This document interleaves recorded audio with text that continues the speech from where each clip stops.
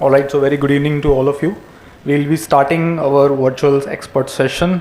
And for today's session, we have Professor Wolfgang Maennig. He is a distinguished economist at the University of Hamburg's Department of Economics in Germany. His expertise includes macroeconomics, international trade, and sustainable economic development, contributions of which have significantly influenced both academic research and policy discussion on global economic challenges. He has published extensively in leading journals and books on topics such as economic globalization and financial stability, earning recognition for his ability to connect theoretical insights with practical applications. In addition to his academic role, he collaborates with international organizations, providing expertise on pressing economic issues and mentoring students to foster interdisciplinary research in modern economics. The topic which he will be conveying is Olympic city selection, bid process, and strategic planning for India. I request everyone to give him a big round of applause before he starts his session. Professor Wolfgang Maennig, sir, please. Yeah. Hello, India. Dear ladies and gentlemen, can you hear me? Can you hear me? Yes. Good, thank you. So thank you very much for inviting me to your important conference. I'm very happy to be with you. I have to admit from the very beginning that I am biased towards India. I'm a fan of India. I spent a lot of private holidays in India. The last was some weeks ago. My holidays, for my Christmas holidays, I spent in India, in your beautiful country. So we do have only a limited time to spend, and it's quite a complex issue. And I want to structure the presentation in four, let's say, parts. First of all, it will be short, the Olympic bid situation, which might be known to you, but which I want to interpret in a certain way. Then I'm coming to the bid process, which has been changed. It's also very short and not in the focus of the presentation. And then the most important part is the determinants of success and Indian strategy before I summarize. So right in the moment, we have 4 confirmed bids for the Games of 36. It's Nusantara, the new capital city of Indonesia, which is right now in construction, so I can't give you the population side. There is Istanbul from Turkey, there is Santiago from Chile, and there is India, as far as I know, as Ahmedabad or Delhi. And what is outstanding in the case of India, which is what is very attractive for the Olympic family, is that you have the largest population size in the world, and you have the largest urban population in the world, which is important for, let's say, the marketability of the Olympic issues. Also, both of your cities are large enough to organize the Olympic Games, as you will see. And what is impressive to the rest of the world is a very strong growth performance, which you will see is a decisive factor for the Olympic bid success. I am aware that there are other cities thinking about the Games, bidding the Games for 36, but in the truth, I do think that the probability that these cities will come up with a bid is quite low. So please allow me to concentrate on those cities which have confirmed their bids. I also know that some people regard the Games for 36 and for 40 as substitutes. I know that some cities are speculated if they don't get the Games of 36 and then may go for 2040. Also in these respect, I will not consider the potential bids for 2040. And I think there's a lot of speculation. So, for example, my home city, Berlin, which is in the internet regarded as an official bid. No, there is no official bid, and I'm unsure whether we will bid. So let's come to the second issue, the bid process. As you know, the Olympic host city selection process has been reformed heavily in last years. And it is important to know why it has been changed. In the earlier process, cities like Ahmedabad, some 16, 14, 12 years before the Olympic Games, thought about bidding for the Games, and they got into contact with the IOC. In almost all cases, they accepted such cities as so-called applicant cities. And then the applicant cities had to deliver lots of documents and information. And some, 9 years before the Olympic Games, the IOC then decided to concentrate of a maximum number of some 5 cities which were allowed to go into the further competition, and they got the title of a candidate city.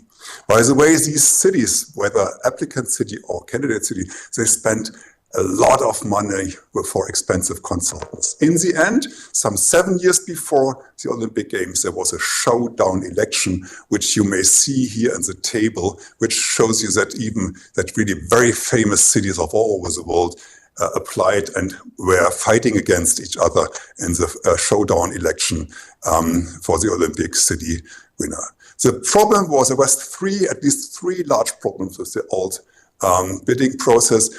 First of all, there were too many losers. As you may see, very attractive cities like New York and Chicago, they lost. And maybe Chicago was one of the cases where the IOC finally understood we cannot go further like that.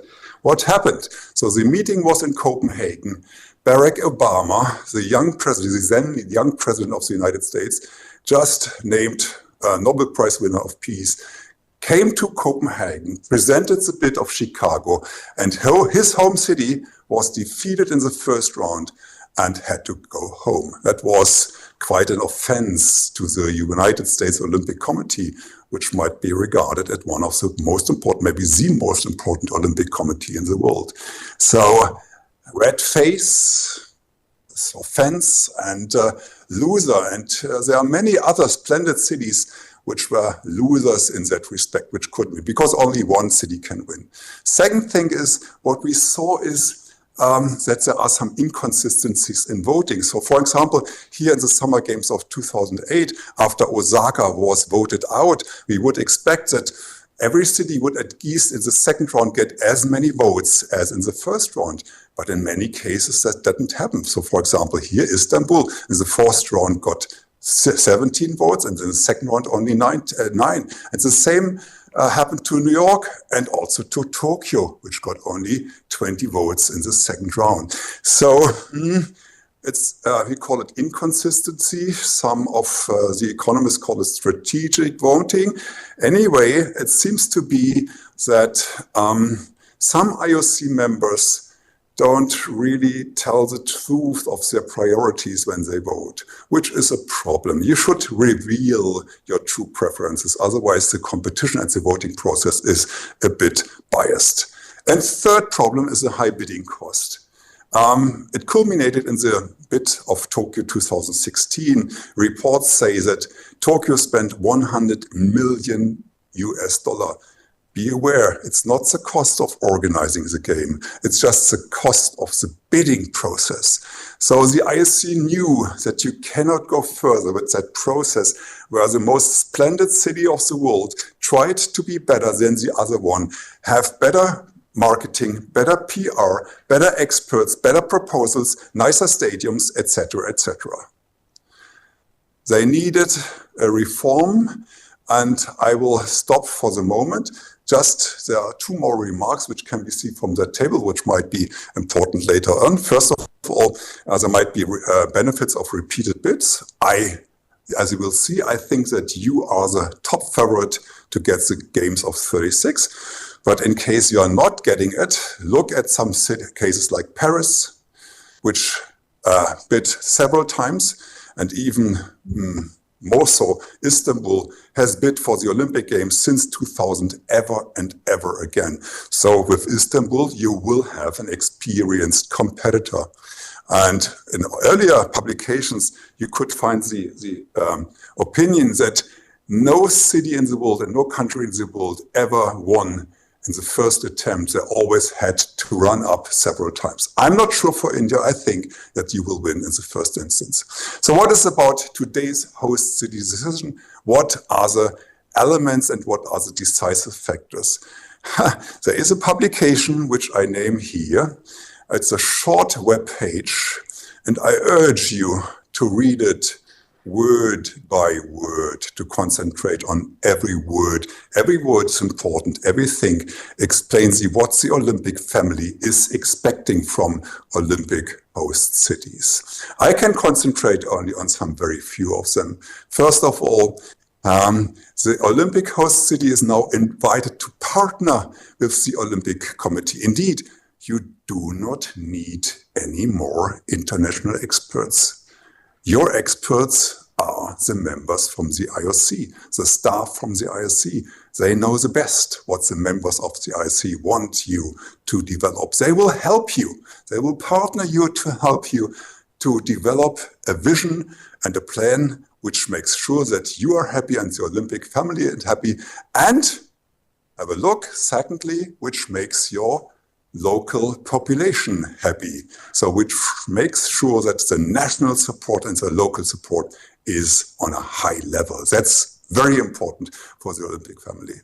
And then there is the important factor that the IOC wants to make sure that the Olympic Games contribute to the long-term strategic goals of the Olympic movements. So what is that? What is the long-term strategic goal of the Olympic movement? Here, that's the web page where you can find it. And I highlighted the most important thing. The Olympic Games shall help to develop sustainable sport worldwide, and especially in the home country.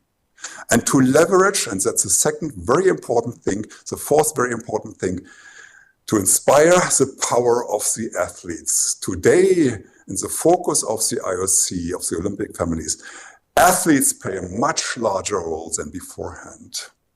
So make sure that you involve your athletes. And fifth, there's the last one of the last sentences on that webpage is Olympic hosts are chosen in a vote by IOC members. Yes, it is true, but yes, it's not the whole story, because there is no more showdown election for the IOC Assembly. They cannot choose anymore among some 5 cities. They get one proposal by the IOC Executive Board, and they can vote yes or no, nothing else. So how does the IOC Executive Board come up? The Executive Board has founded a so-called Future Host Summer Commission for the 36 Olympic Games with those members here. These will be your partners. These personalities and their staff, they are your expert to develop a good proposal for the Olympic family. This commission, the members of the commission are in a permanent communication with the IOC Executive Board. And once upon a time, and no one knows when that will happen, the IOC, the Future Hosts Commission, will come to the conclusion that hopefully Ahmedabad is a good host city. They will communicate that to the IOC Executive Board, and then the IOC Executive Board will have a decision and publish it worldwide. And some months later, the IOC Assembly will vote on, hopefully, Ahmedabad. I will come back to the importance of the Future Host City Commission. So let me now turn to the question of which are the determinants of success for an Olympic bid. And I allow myself to concentrate on a study by Mr. Vierhaus and me. What did we do? We collected the data of some 200 time series, all the data which somehow we thought could play a role in determining the success. How did we select the data? Well, easy. We looked to the so-called IOC questionnaires for host cities. All the data which were demanded from the host cities or the candidate cities, we took serious, because obviously the IOC took seriously data. And then there had been previous studies on the importance of the determinants of Olympic Games, and we included them as well. So we had some 200 time series, and in the end, with quite a complicated statistical method, in the end, only these 10 determinants have been found to be statistically significant. So the first thing is, which you may see, you must have a large urban population. Easy for India. By this determinant, you are a strong favorite. Second, you should have a strong GDP growth, easy for India. Third, you should not have any disputes with the IOC. In the truth, why was it that Chicago and New York were dismissed in the first round? Because at that time there was a dispute between the IOC and the United States Olympic Committee on the share of the IOC, which part of the revenues of the USOC of TV rights and marketing should go to the international family. The USOC did not solve the problem, so they voted out. Don't have a dispute with the IOC, but I'm sure you have understood. Fourth, and you see that here, there is a preference for countries which have a good development in political rights and democracy. And I know all the problems with these kinds of indicators. I know that there might be bias. I'm aware of that. I have to tell you that right in the moment, Chile has a higher recognition of its democracy process, but Chile, for other purposes, which came up with the first table, in my view, doesn't have a real chance. You are at least significantly more democratic than Turkey, and we know that India is the largest democracy on earth. So you have a good review here as well. Let me turn back to the table, and now I'm going to visualize it because it's instructive. First of all, we have found out that cities with less than 2.5 million inhabitants don't have a chance, which you see by the steep structure of that curve. Yeah? Easy for India. Second, we found out that you must have at least some 5 large stadiums in your country, not in the host city. I think it's easy for India, I couldn't check. Third, you shouldn't have had the Olympic Games for a long time. This graph shows the longer you didn't have the Olympic Games, the larger your probability. India never had the Games. The largest population in the world never had the Olympic Games. I think that's one very important argument why, in my perception, you are the favorite. And fourthly, countries which recently organized the World Cup also have had a better chance to win the Olympic Games. You might be astonished, but think about Atlanta 96 and the World Cup in 94 in America. Think about the Olympic Games in Rio and in 2016 and the World Cup in 2014 in Brazil. And there are many other instances. Do I recommend India to apply for the World Cup? You must not do that. But maybe organizing the World Cup is only a proxy variable in being experienced in organizing international sporting events, especially sporting events in the Olympic sports. So India, think about applying and organizing World Championships. May I start with rowing because I'm an Olympian rower, and all the other nearly 30 Olympic sports. Think about it. Apply for these, and I'm sure you will get it, and there will be additional trust for India to be able to organize such sport event. Last but not least, and very important, is that you should have at least a two-third of your population should support the bid. At one moment in time, and they will not tell you about it, the IOC will have a poll in your population in Ahmedabad.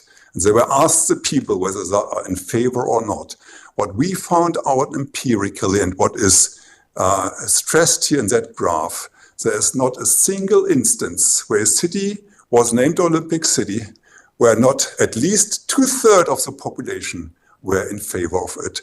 Let's have, to clarify the argument, Tokyo has bid for the Games of 2016. At that time, else in the applicant city phase, but also in the candidate city phase, the majority was in favor, but they were far from 60%. So Tokyo didn't win the bid. For 20 or 21, in the applicant cities, they didn't have the majority, but in the candidate city phase, they had 70% of support, and they got the Games. And you will not find any Olympic city where the support was less than 2/3. So you must make sure that you have the support of your population. Why is it? Why is it so important for the Olympic family to know that your population is supporting us? Because we from the Olympic family, we are a bit shocked. We are shocked that in the last, now 55 years, since 69, in only 7 cases, public referenda in the population, the local population, went out positively. In only 7 cases, the population in these cities voted in favor of hosting the Olympic Games. And in truth, it's not really 7 cases. Here, Oslo was in favor of it, but some very few weeks later, the support in the Norwegian population tumbled because the IOC treated a certain athlete in a certain way, and the Norwegian public doesn't like it. So the Norwegian government had to withdraw the bid. And in Munich, 2018, yes, there was a support, but because we didn't get the games of 2018, we applied again for 2022. We had a referenda in all 4 communities which were involved in the plans. And what you do see here is negative in all 4 communities. And Germany withdrew its application. I do not go through the details here, but what you do see, only some 5 or 7 positive referenda and much more negative referenda. I do not go into the details. This is a shocking, a devastating news for the Olympic family. It's making us sad. We think we have the nicest, the most exciting event in the world, with the most ambitious people of the world, with talented persons of the world, the youngest person in the world. What can you get better than the Olympics? But we do see that the support for the people has diminished in the last time, at least in the last 50 years. So let me come to an interim summary.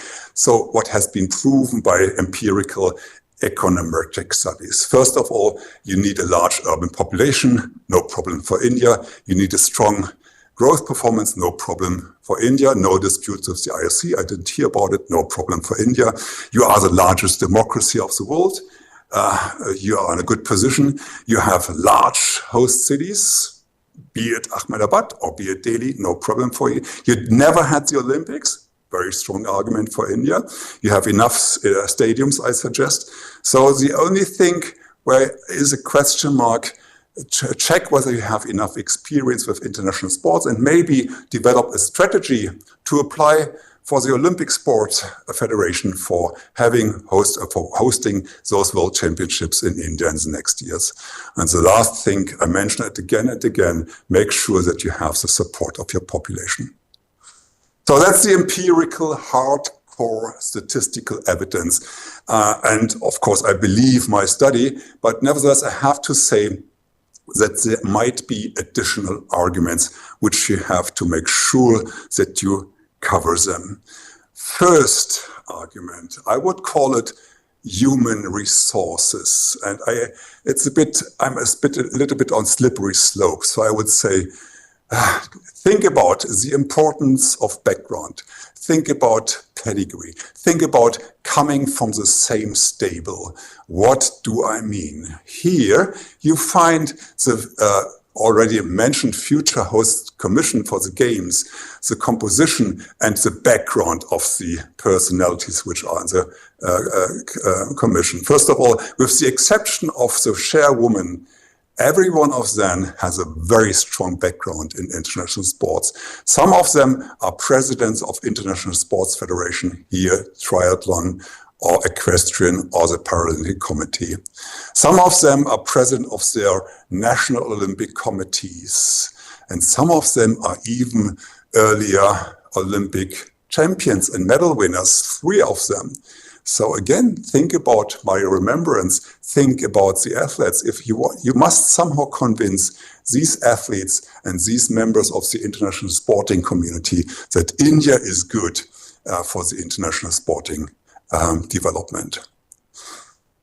I give you some examples how Paris 24 and Los Angeles 28 did. For example, here's a report when President Bach, by the way, an Olympic champion of 76, when he went to Los Angeles for inspection, the United States Olympic Committee made sure that, of course, there had been important officials like the mayor and ministers. It is important, yes. But they made sure that President Bach, the Olympian, was accompanied by other gold medalists like Carl Lewis, Nadia Comaneci, etc., etc. It's because it's in all kinds of human milieus. For you, it's important to meet the president or the mayor or important persons, but you give a certain trust to persons which you might know or who have the same background as yourself. And bring it even forward. Think about the Paris Olympic Bid Committee. They had a chairman, Bernard Lapassé. He was the president of World Rugby for 8 years. And Los Angeles Bid Committee, yes, they had Cassie Wasserman as a chairman, no real sporting background, but they made sure that the vice chairs went to people which were magic, which were very important in Olympic history of the United States and of the Olympic family in total. Yes, so coming from the same stable, making the people of the commission, of the Future Host Commission, believe that their counterparts, the people who they discuss the Indian application, are trustworthy, not only the ministers and the mayors, but also the other people from the Olympic Indian family who accompany them. Second, very important, we know that statistically there is a home advantage by host countries. So, for example, here you can see with Spain, Spain did not perform too well before the Olympic Games in 1992. Then they excelled, and what was really good with them, they stood on a high performance level even after the Games. There had been other cases. Sydney, for example, in London, there's always this home advantage effect. In some cases, like Greece, for example, unfortunately, and the Olympic family is sad about it, there was a home advantage already in the run-up of the Olympic Games, but afterwards, they were not able to make it sustainable and durable. Unfortunately, now the Greek athletes are back to where they have been beforehand. Paris excelled in the home advantage. They had been very strong and they built it up for a longer time. Japan did quite well, and you do see how they built it up. And even after in the Paris Games, they had been on a higher level than beforehand. So yes, the members of the Future Host Commission are athletes and sport people from other nations. They know, and the Olympic family knows, the more medals Indian athletes will win, the less medals the athletes of other nations will win. We do not have a problem with that.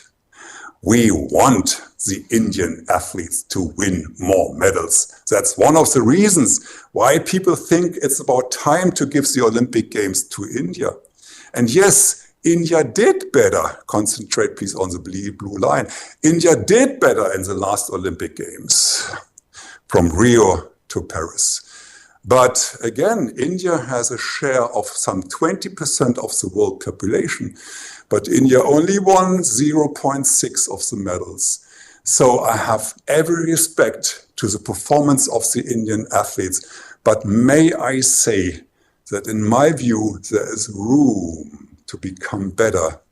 You must make sure, you must convince the International Olympic family that you will use the Olympic Games in India to make better the sports system in India, the elite sports system in India, that you will develop programs which will make sure that many Indian athletes will be on the podium. It is important because we think in sustainable development. We want you and we want India to become stronger in sports.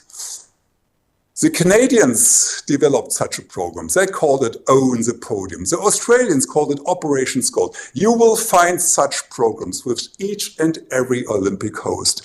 You must develop a credible program how you will, in the run-up of the Olympic Games, make your athletes better. Otherwise, an important part of convincing the Olympic family is missing. Care about the success of your athletes.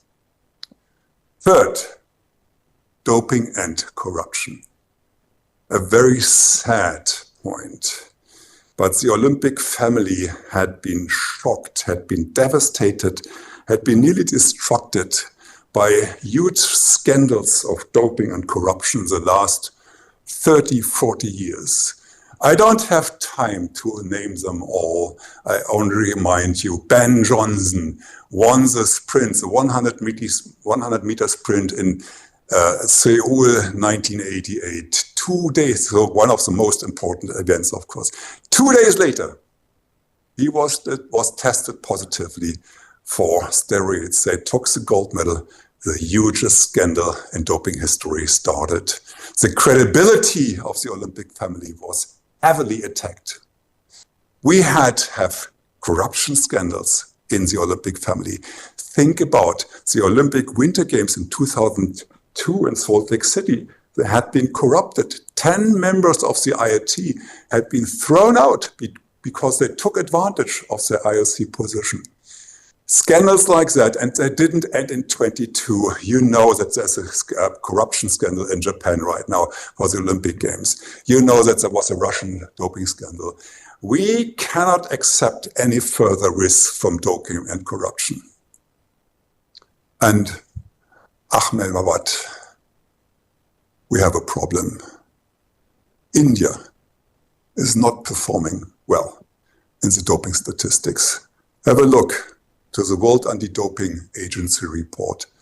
India is the one nation in the world which is having the largest percentage of doping offenses in the world.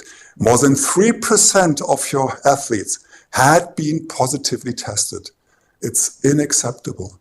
Yes, we want successful Indian athletes, but the Olympic family is also caring for their health. And we want to make sure that your athletes will have a good life also after the Olympics. So we don't want doping scandals in India.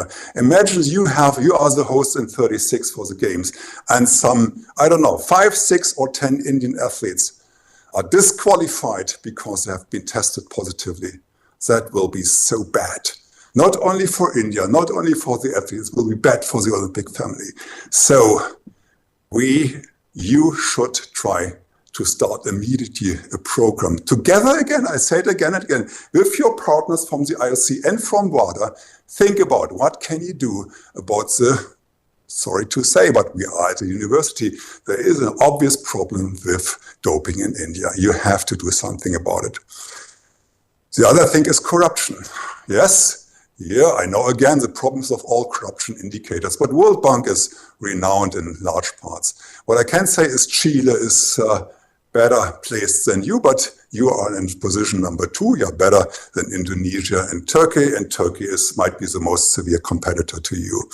Nevertheless, India, think about, you have bright people. You have so bright people from law, from economics, from pedagogy, from sports. Why don't you develop programs to fight doping and corruption in international sports? I'm sure you have very innovative people. If you contribute to our problems worldwide of doping or corruption, that would be most helpful in your application. And we would be really thankful if you could deliver such a thing.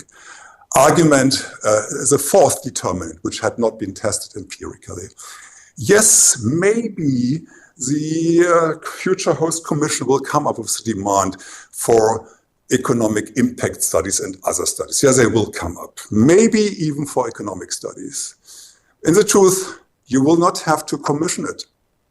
You will not have to spend money on it, because it's for sure that many Indian banks and also Indian academics will turn out with economic impact studies. That was true in each and every instance of all World Cups, of all Olympic Games. Here, I give you the example of the World Cup 2010 in South Africa, which is also a BRICS nation. So it's only a part of these studies.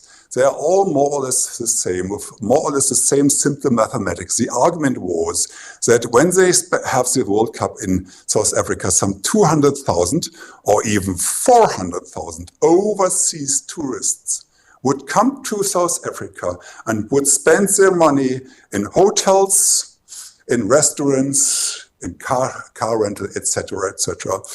So that was easy economics, and they calculated that this will lead to an increase in the GDP of South Africa of 1.5% or 1%. That's huge. I gave you the table. India right now has a percentage growth of 5%. It's the most dynamic economy in the world. Having an additional 1.5% is, for an economist, just not credible. And even if you have short-run descriptive tests afterwards, you cannot verify these estimates. So, for example, South Africa just has 3 airports which have international arrivals, and they are very transparent for each day which airplanes are coming from international destinations. So we took the data, we counted the number of airplanes which landed for a certain period in South Africa. We even accounted for the size of the airplanes. And you can do a lot of complicated statistics, but it's obvious from this graph. In the time of the World Cup, between mid of June and mid of July 2010, there was no significant increase in the number of airplanes landing to South Africa. There's no possibility of a huge increase in the number of overseas visitors coming to South Africa. Yeah. So in this case, the argument is you don't have these significant effects. There are some cases where it even turned out worse. And one of the most prominent cases is London 2012. London is, of course, one of the major tourist spots in the world. They have a lot of tourists normally. What they experienced is that in the third quarter of 2012, they had less international arrivals than in 2011 and 2010. Less arrivals, and even worse. What they experienced is that many British people ran away from the Olympics, whatever reasons they had. Maybe because they didn't want the noise, they didn't want the congestion, whatever. We call it the carnival effect because in some countries, and also Germany, some people think the carnival is very beneficial for the economics of the city, but what we measure is, yes, there are coming some people for spending the carnival events, but many people are running away. So in the net result, there's no positive effects from such events. Yeah? So that's simple descriptive statistics. Out there, and you academics, you will easily find it, and I cannot go through the table because I don't have enough time. But there is a huge evidence now from good authors worldwide with nice econometrical statistics, which show that in the end, and I just concentrate on the conclusion of my colleagues Bardi and Matheson, who argue that in most cases, the Olympics are a money-losing proposition for the host city. Don't think that you will earn money. That is not the argument why you should go for the Olympics. You should have other arguments, being host, being welcoming the international world, presenting yourself as a welcoming people, presenting your beautiful city, everything else, but don't think that you will earn money. Bardi and Matheson had been very strict. I'm a bit less strict, and my publications, some of them are named here. I argue, well, we cannot measure any positive effects, but we also cannot measure any negative effects. It's insignificant. In a more recent study by some colleagues of me, we tested the empirical test strategy. We tested whether the way the econometricians do the tests are correct, and we ended with the conclusion it is possible that the economically relevant employment effects, in this case of the World Cup 2006 in Germany, cannot be detected with the aid of the statistical tests considered. In the audience, those who are experts on statistics, you know the discussion about retire significance. There is a certain share of scientists from pharmacy, medicine, but also economics, which is getting doubts about the usual significance tests. Fifth thing, and I think it's important for your conference as well, urban development and urban economics. Yes, we from the Olympic family, we felt very well for some decades to see that when we came to the Olympic host cities, they made themselves very beautiful. They built new stadia, beautiful stadia. They renovated the infrastructure. They renovated the houses. So we saw that we are important to the host cities. They made themselves beautiful when we came to their cities. Some of them even developed the idea for so-called iconic constructions in order to place the name of the city on the map of the world. There are many examples. Allow me to name the German example of the Olympic Stadium of '72, and very well known is the bird nest of Beijing 2008. By the way, Swiss architects which did it, yeah. And then there was a culminating point, and which was maybe at the least, the last and very least, think why the Olympic family changed their mind. That was the Olympic Stadium designed by Zaha Hadid. It was confirmed, and only when the projected cost of the stadium surpassed $1 billion, the Tokyo government and the national government of Japan said, no, stop it. And they went to a more modest, more normal stadium, which is sustainable in the way that it can be used later on as well.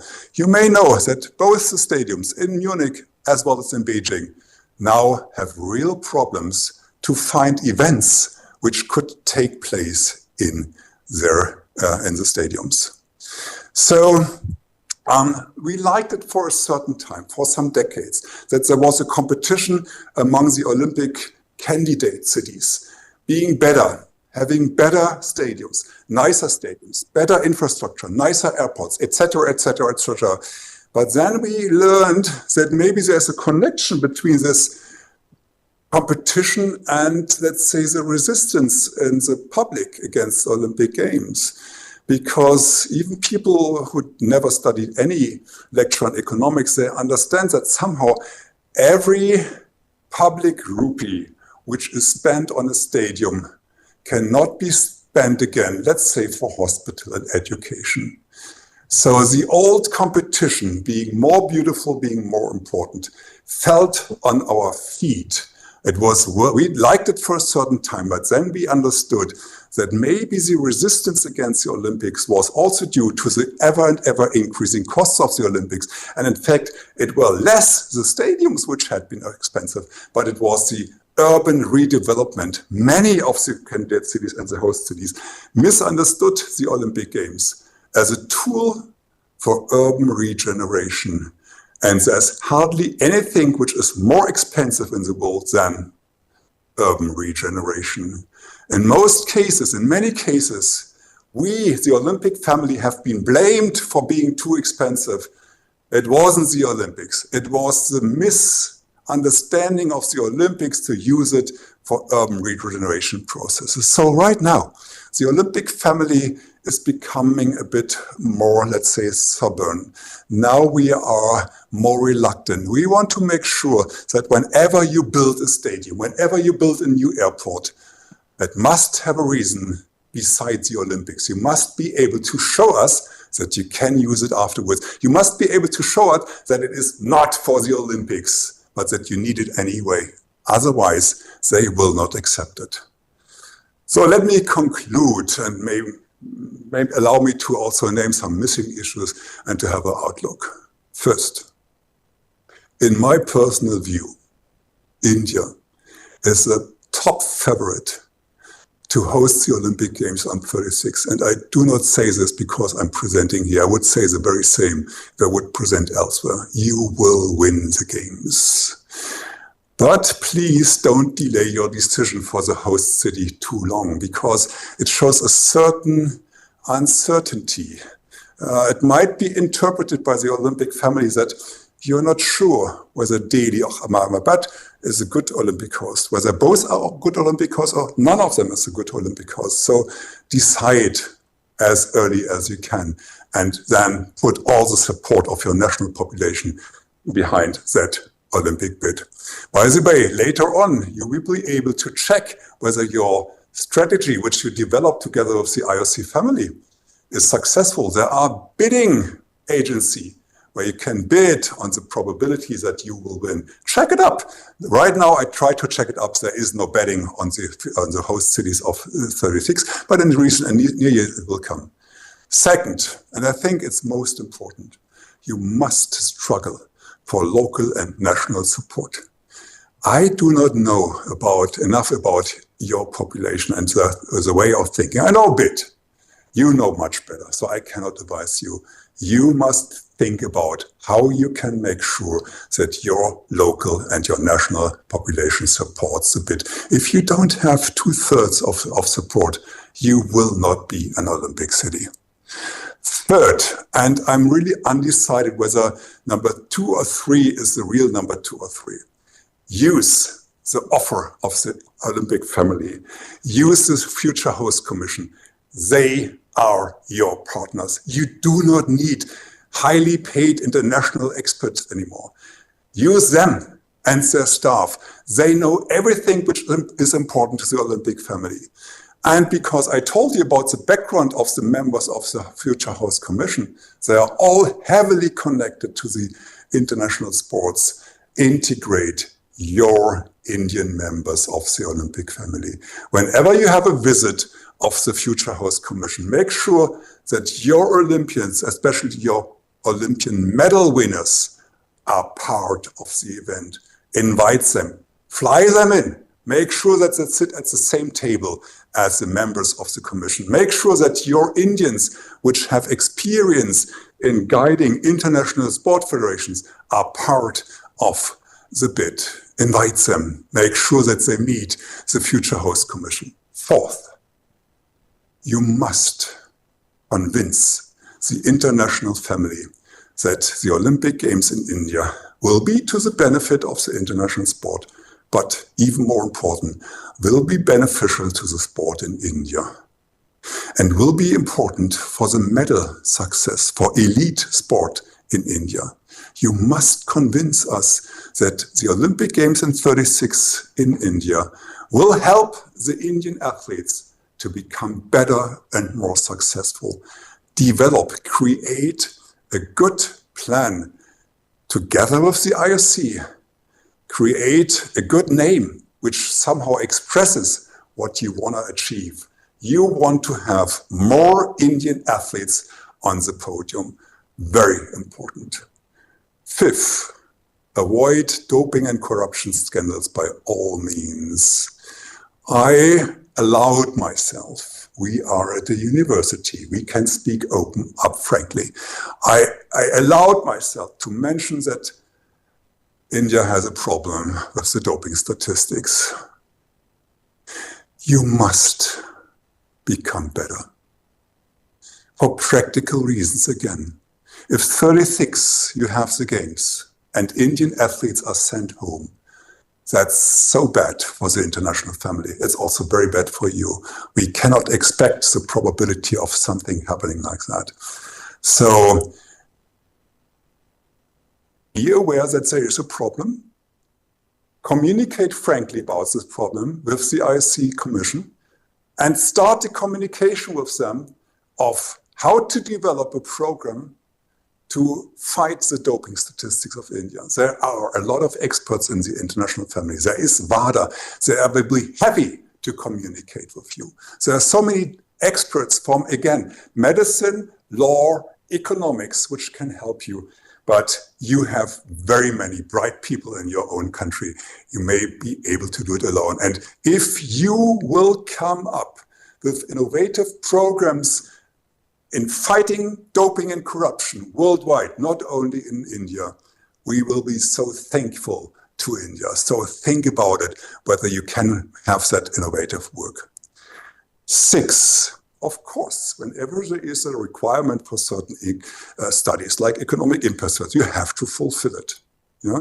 But please, don't exaggerate. Don't be too much boosters. You have so many smart academics. They easily Google the literature. They easily will find out that it never happened in the past, that the Olympic Games are not a money-making machine. It's very good for the home city. It's very good for the home country for many, many reasons, which I couldn't cover in all details here. But don't think that you will earn a lot of money. And even if you would do so, you know what? The members of the IOC from Africa, will they be convinced that it's a good argument to give the vote for India if you tell them that you will earn a lot of billions of dollars? No, that's not a good argument to give the vote to India. Number 7, urban development. Again, we from the Olympic family, we enjoyed for decades that the Olympic host cities made themselves so beautiful that they tried to overrun themselves, and more beautiful stadia, more beautiful Olympic village, more beautiful airports, etc., etc. But we have understood that now there is huge resistance against having the Olympics. And we are trying to figure out why, and there are publications on that. And I refer to the reference lists, which are very much biased, by the way, yeah, which are mostly my publications on that. But you will find other materials in the reference list of my publications. So we from the Olympic family, we have learned that maybe misinterpreting or misusing the Olympic Games as a tool of urban regeneration is not a good idea. The costs of urban regeneration are immense, and we have been blamed for too high costs of the Olympic Games. That, to a large extent, had not been the Olympic Games. It had been the urban regeneration. So please separate between the two issues.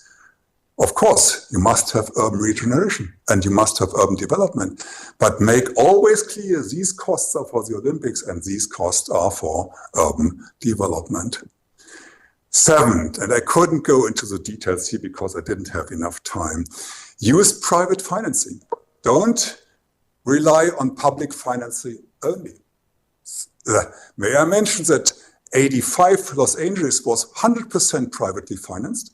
May I mention that Atlanta 96 was 100% privately financed. May I mention that Los Angeles 2028 will be 100% private financed. This is not an argument that India should struggle for 100% financing. So for example, in Germany, my population, my people wouldn't like, for different reasons, they wouldn't like a 100% privately financed Olympic Games. They want the politicians to have a say. So they don't want the Olympic Games to be an issue of investors only. Yeah? But there's a certain degree which you have to find out yourself, which is optimizing the financing. And I think the main focus of finding the optimal degree of private financing is to minimize public resistance. 9th and last, when we come to the Olympic Games, we are members of the Olympic families. We want to feel good. We want to feel welcome. We want to feel that your population is happy to have the Olympic Games, and they are happy to host the Olympic family. We want to make sure that the Olympics in 36 in India are a splendid, vivid, enthusiastic, festival, colorful, welcoming event. If you convince us, and you will be able, if you convince us that you can do that, you must win the Olympic bid. Good luck. What an insightful lecture we had today. We'll be moving forward with question and answer. Anyone, if you wish to ask questions. We need the money. So that leads to my query. India is the 5th largest economy, but its per capita income is significantly below the global average. So what economic model or strategies you will suggest that will minimize the financial burden and ensure benefits to its diverse population, especially the lower income group? Yeah. So again, you Indians, you know better. Again, my advice is don't rely too much on international experts. Rely on your wisdom and rely on the most closest communication with the IOC Future Host City Commission members and their staff. And regarding your question, I know the problem. I know that we didn't have too many countries from, let's say, emerging or growing countries in the world. We had Mexico, for example, in 68. But in general, it had been all, let's say, set up and maybe satisfied economies in the world. Yeah, maybe China was also an exception in 2008. But this is also triggering us. We understood that the centralization of the Olympic Games to Europe and North America in the past, and maybe Australia, was not a good idea. If we want to go globally, we have to think about Africa, yes, and we have to think, of course, about India with the largest population in the world. Again, I cannot advise you in some short sentence how to make sure that you will have the support of the Indian population. And I know that your population is diverse. I have been very often to India. There's everything in India, from the brightest persons in the world to poor people I know very well. But how to address it, how to get their support, sorry, you must answer it. I can only give some few comments. First of all, make sure that you have a modest application. Don't have too much urban regeneration. I forgot one argument why the people, at least in some Western cultures, are against the Olympics, because in our culture, urban generation is something of participation. We have participation rights. Yes, the population in countries and cities like Berlin is used that they have a say on urban development, and they have the fear if the Olympic Games come to Berlin and because of the times, it's a very narrow time span to organize the games. All the rights which the population got in participating and having a word on the urban regeneration are lost. So you have to give them an idea that you will not over-demand the population, that you will make sure that almost everyone is profiting, that you will save. You will have a modest application, not spending too much money at all, and that you will have to try to use private financing as much as you can. Again and again, make sure that your athletes are in the focus of your thinkings. And I think the population, if they get an idea that with the Olympics, you will have a lot of Indian athletes being on the podium, that will be a convincing argument. By the way, but I want to be short. In Germany, when we got the Olympic Games for 72, at that time we were in a competition with Eastern Germany, with the GDR. And we were afraid that we do not win the medals and that East Germany wins the medal. So we thought, what could we do? And that was the start of many sport science faculties in Germany, because beforehand we didn't have it. Since then, we have a decent number of sports science faculties in Germany. So they made sure, it was a clever idea of Willi Daumer at that time, they made sure that academics, students, young persons saw that something positive is happening to them as well.